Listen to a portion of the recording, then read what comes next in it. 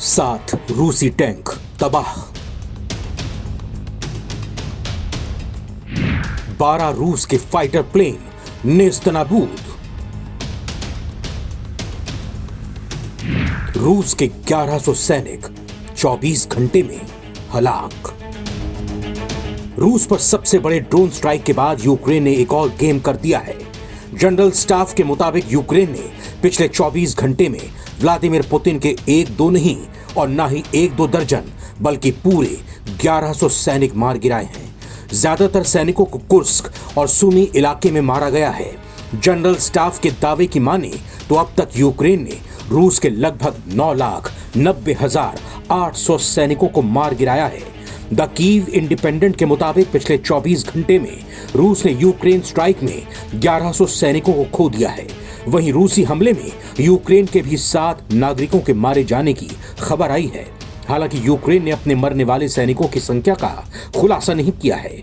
Report के मुताबिक 24 घंटे में यूक्रेन ने रूस के 12 और प्लेन को बर्बाद कर दिया है।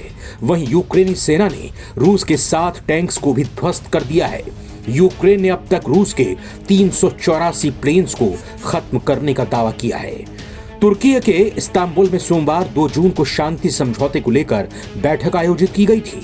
इस बैठक में रूस और यूक्रेन के प्रतिनिधियों ने हिस्सा लिया था, लेकिन रूस के प्रस्ताव से यूक्रेन सहमत नहीं हुआ और रूस की शर्तों पर बात आगे नहीं बढ़ सकी। आखिर में बातचीत विफल हो गई, मतलब कोई नतीजा नहीं निकल सका। वार्ता के विफल होने के बाद से ही दोनों पक्ष एक दूसरे पर हमलावर हैं। कहा जा रहा है कि अब रूस की तरफ से जबरदस्त पलटवार किए जा सकते हैं, क्योंकि रूस चुपचाप बैठकर अपनी बर्बादी का तमाशा देखने वाला तो है नहीं।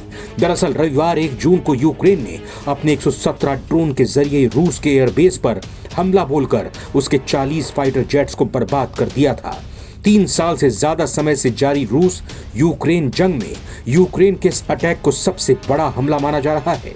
ये बात यूक्रेन भी जानता है कि पुतिन की सेना पर बैक टू बैक फायर करने के बाद उस पर भयानक हमला कभी भी हो सकता है। इसीलिए अब यूक्रेन अमेरिका की शरण में पहुंच गया है। द कीव इंडिपेंडेंट के मुताबिक यूक्रेन के राष्ट्रपति जेलेंस्की ने अपनी सेना प्रमुख को अमेरिका भेज दिया है।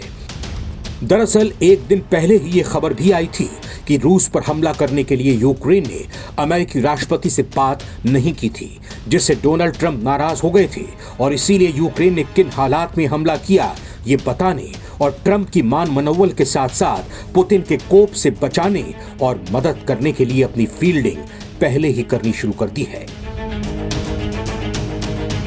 नवभारत टाइम्स की रिपोर्ट।